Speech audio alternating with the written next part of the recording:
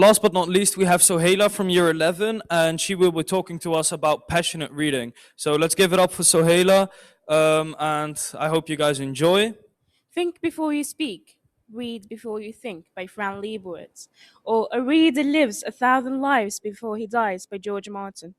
We've all heard or read some of these quotes before, and some of us may enjoy and be passionate about reading, while others see it as a chore, meant for homework, research, or reading a novel for an English class. Well, I was one of those people. I never actually thought about what book I was going to read next until I actually finished the book I was currently reading. And I always mentioned I was interested into math or science, not English, so why should I read? Besides, I can watch movies and see a thousand stories. And so it went on until I was in year 10. My parents tried convincing me that reading was mandatory, that it was fun, that it was a good thing to do, and so did a lot of teachers. Well, I tried, but I never actually enjoyed it until I attended one of the EVOLV3 sessions that had to do with something I'm passionate about. And for me, that's math. So, I was interested in one of the problems in the session, and I was interested in how people can just do whatever they want and make a living doing it. So, on the next days, I go back to my math teacher, you may all know him, Mr. Clifford, and I mention one of the problems that interested me in the session, and he offers me a book called Fermat's Last Theorem. And I just laugh. Ha, a book. No thanks. Me and books do not get along. And then I got asked, why not? Try it out. Well, I didn't really have an answer to that. I just mentioned that I didn't like them, and that's obviously not a convincing answer. So I took the book and I was like, a book about math. Wow. Well, if you've never read such a book, imagine what it would be like. You obviously thought about numbers, equations, and steps how to solve them. Well, that's what I thought too. So I grabbed the book and ran my fingers through the pages and read the blurb, but it was nothing like I imagined. So I got back home and thought I should give it a try, since it has to do with one of the things I'm passionate about, and has one of those problems and others similar to it. And surprisingly, I was drawn to it.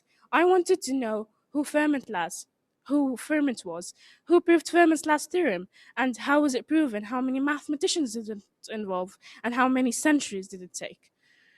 And I did not finish it in months like the other books. I finished it in a week. Yes, a week.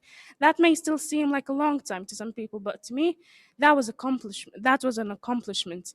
And that was a path I wanted to continue on, and it has inspired me as I got to know more about the judge slash mathematician Fermat and the story of Andrew Wiles, and how he began his journey at the age of 10 to prove Fermat's last theorem, and how he dedicated himself to find a proof that it took him 31 years to prove that x to the power of n plus y to the power of n does not equal to z to the power of n when n is greater than 2.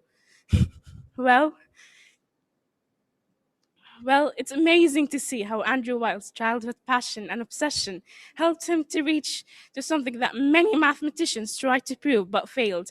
And it took him tried to prove but failed that it took him all the way from the 17th century all the way into the 20th century. And I was inspired and I wanted to read more. So I finished the book and asked for another. And I wasn't interested in these books to see if I could solve them. No, absolutely not. I was interested into these books to see how my future will be, because the people in those books have the same passions as I do. I wanted to see how their future was affected by their passions as it might affect mine. So, it's like falling down a rabbit hole. I started reading about something that I was interested in, and it increased my interest across many other things that I never thought I would be interested in. One of them is, of course, reading and English in general. I enjoy English, which is something I never thought I would say. I do public speaking here, which is something I never thought I would do. And as you all know by now, I started reading about math, and I got driven into maps, geography, history, maps, geography, history, business, film production, science, and especially physics. And within a year, I've read 17 books. And now I understand what they meant by a reader lives a thousand lives before he dies.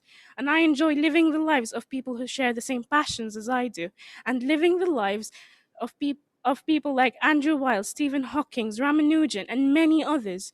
So, this is my journey with books and passions.